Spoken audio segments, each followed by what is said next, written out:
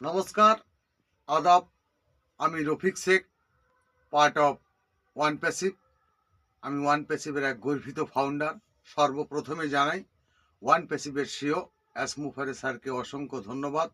ধন্যবাদ জানাই one প্যাসিভের take টিমকে।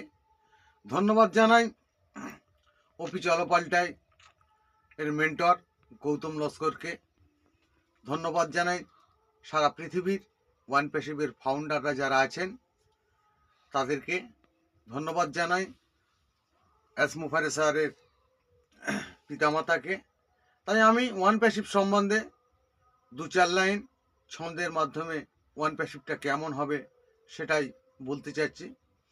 যে ওয়ান প্যাসিভ হবে রঙিন মডেল, ভাবতে নাহি পারবে, জলের ভিতর প্রদীপ জ্বলবে, নিভতে নাহি চাইবে। জলের যতই গতি বাড়বে, প্রদীপের বাড়বে জ্যোতি, জলের ভিতর মোমের আলো, ওয়ান প্যাসিভের স্মৃতি।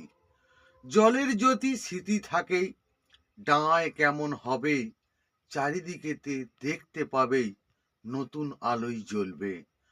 জলে যখন পাহাড় পর্বত দেখতে লাগবে ভালো, জলের প্রদীপ ডাঙায় এলো, মানব জাতির আলো।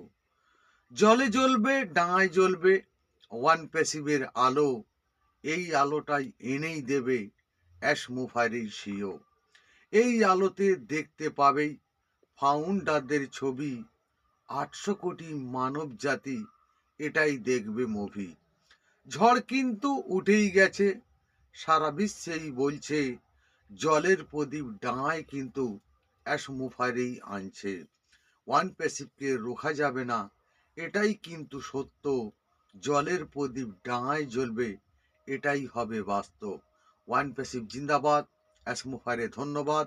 আপনাদের যদি ভালো লেগে থাকে আপনারা লাইক, কমেন্ট এবং শেয়ার করুন।